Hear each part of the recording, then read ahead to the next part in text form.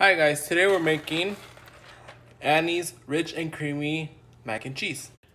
We add 6 cups of water.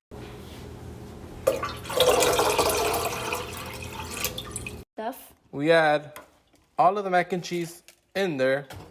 We then get a spoon to spin it around. We stir occasionally until it is boiling and the pasta is nice and soft. It said in 7 to 9 minutes it'll be ready, but the pasta is still kind of hard, so But it's getting there. I'm still stirring until it is nice and soft.